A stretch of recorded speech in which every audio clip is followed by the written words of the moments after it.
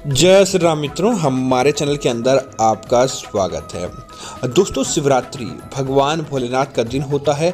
इस दिन भगवान भोलेनाथ की पूजा पाठ आदि किया जाता है ताकि दोस्तों भगवान भोलेनाथ की कृपा सारे भक्तों पर देखने को मिले।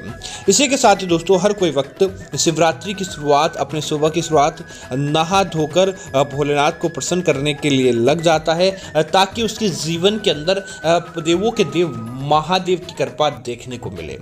दोस्तों, इस बार की महाशिवरात्रि और भगवान शिव को हर भक्त बनाने के लिए कई प्रकार की तरह तरह की चीज़ों को शिव जी को भेंट करते हैं ताकि गलती से भी वह चीज़ किसी प्रकार से गलत न हो। इस बात का भी आपको ज़रूर ध्यान रखना चाहिए ताकि आप जो भगवान को चीज़ चढ़ाते हैं उसका आपको दोगुना फ़ायदा प्राप्त हो, न कि किसी प्रकार का नुकसान आपके जीवन के अंदर देखने को मिले। तो दोस्तों, आज हम आपको बताने वाले हैं भोलेनाथ को कौन सी चीज़ें आपको चढ़ानी नहीं चाहिए। दोस्तों, सबसे पहली शंख। दोस्तों, भगवान शिव ने शंखचूड़ नाम के असुर का वध किया था।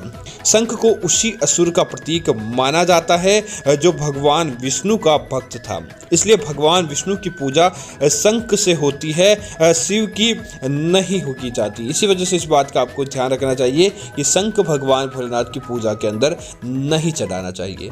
दोस्तों, दूसरी चीज़, दोस्तों आपने देखा होगा कि भगवान विष्णु की पूजा तुलसी के बिना अधूरी मानी जाती है। तुलसी का दल, उनका चाहे भोजन हो, प्रसाद हो, किसी भी प्रकार की चीज हो, भगवान विष्णु की पूजा के अंदर तुलसी के पत्ते उपयोग में लिए जाते हैं।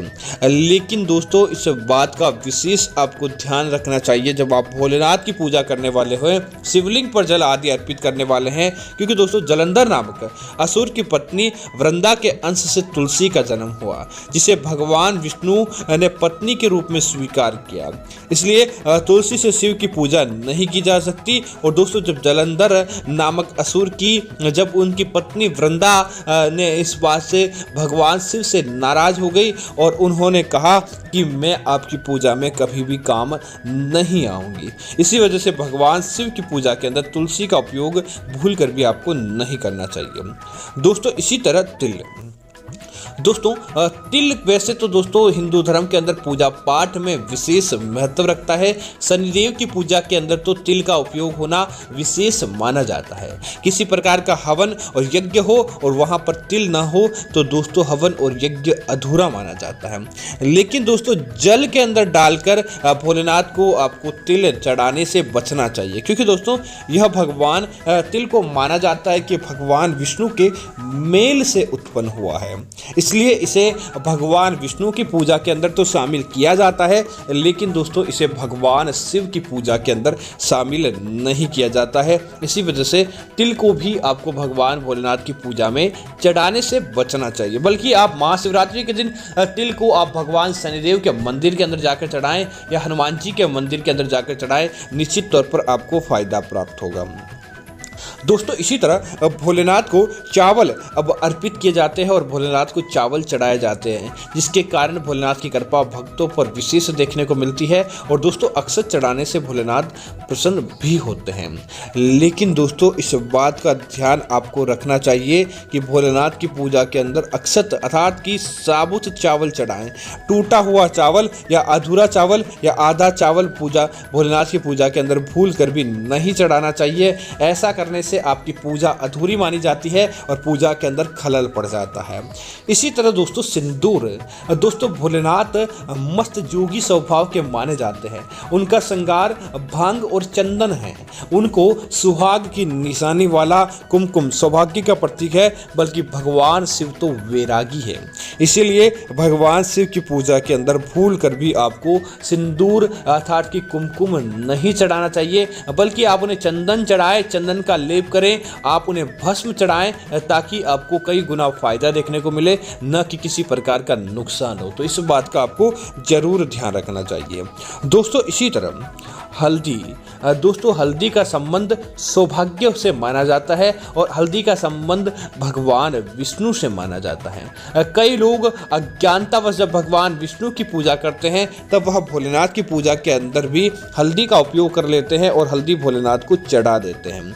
लेकिन इस बात का आपको जरूर ध्यान रखना चाहिए, भोलेनाथ की पूजा के अंदर हल्दी नहीं चढ़ती है, जिसका कारण होता है हल्दी भगवान विष्णु को प्रिय है। और दूसरी बात दोस्तों, हल्दी को चढ़ाने से भोलेनाथ इसके अंदर जो वैराग्य भाव होता है वह भोलेनाथ का भग्न हो जाता है, जिसकी वजह से भोलेनाथ आपके ऊपर प्रसन्नता की बजाय आपसे क्रोधित भी हो सकते हैं। इसीलिए इस बात का आपको विशेष ध्यान रखते हुए हल्दी भोलेनाथ को नहीं चढ़ानी चाहिए।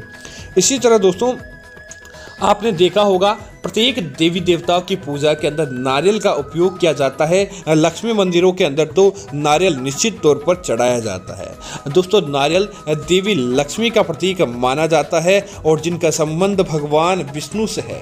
इसलिए दोस्तों वैसे देखा जाए तो नारियल का पानी आप नहीं चढ़ाएं, नारियल आप चढ़ा सकते हैं। नारियल का पानी अलग तोड़कर निकाल दें और उसके बाद, क्योंकि दोस्तों नारियल को शिव की जटा और शिव के मस्तिष्क से भी तुलना की गई है, इसी वजह से कई बार नारियल भगवान भोलेनाथ को चढ़ाया भी जाता है।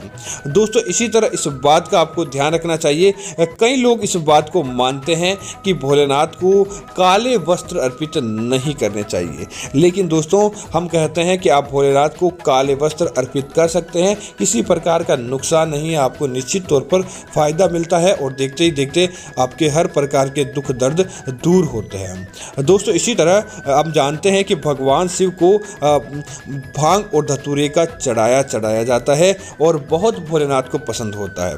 आज हम आपको कुछ ऐसी सामग्रियों के बारे में बताएंगे जो भोलेनाथ को शिव पुराण के अनुसार मनाई की गई है। तो दोस्तों अगर भांग चढ़ाते, कई लोग भांग की तरह दिखने वाला केतकी का फूल चढ़ा देते हैं। दोस्तों एक दिन भगवान विष्णु ब्रह्मदेव और ने अपने आप को खुद को साबित अधिक ताकतवर करने के लिए युद्ध कर रहे थे। जैसे ही वे दोनों एक दूसरे पर घातक अस्त्रों का प्रयोग करने लगे, वहाँ ज्योतिर्लिंग के रूप में भगवान शिव प्रकट हुए और शिव ने उन्हें उन दोनों को ज्योतिर्लिंग का आदि और अंत का पता लगाने का कहा। भगवान शिव ने कहा कि दोनों में से जो भी सवाल का जवाब देगा वही श्रेष्ठ होगा। भगवान विष्णु ज्योतिर्लिंग के अंत की ओर आगे बढ़े, उस छोर का पता लगाने के लिए भोलेनाथ के उस छोर का पता लगाने के लिए भगवान विष्णु नाकामयाब रहे। ब्रह्मदेव ऊपर की ओर बढ़े, उनके साथ केतकी के फूल को भी ले गए। भगवान विष्णु ने अपनी हार स्वीकार कर ली और दोस्तों वापस आकर ब्रह्मा ने शिव ने कहा कि उन्हें ज्योतिर्लिंग के अंत का पता चला। केतकी के फूल ने भी उन्हें झूठ का सच करार दे दिया। अंत ब्रह्मा जी के इस झूठ से भगवान शिव को अत्यंत क्रोधित कर दिया। क्रोध में आकर महादेव ने कहा, ब्रह्मा जी का सिर काट दिया और साथ ही उन्हें श्राप दिया कि उनकी कभी कोई पूजा होगी। ब्रह्मा जी को वह कटा सिर केतकी के फूल के अंदर बदल दिया। भगवान शिव ने केतकी के फूल को भी श्राप देकर कहा कि उनके शिवलिंग पर कभी भी केतकी का फूल अर्पित नहीं किया जाएगा। तब से शिव की पूजा के अंदर केतकी का फूल अशुभ माना जाता है और उनकी पूजा के अंदर केतकी के फूल का उपयोग नहीं किया जाता है। तो उम्मीद है कि जानकारी आपको अच्छी लगी होगी। ऐसी अन्य जानकारियों के लिए आप हमारे चैनल को सब्सक्राइब करें और साथ ही साथ वीडियो को लाइक और शेयर करना ना भूलें, ताकि इस प्रकार की जानकारी आपको मिलती रहेगी। धन्यवाद मित्रों, जय श्री राम मित्रों।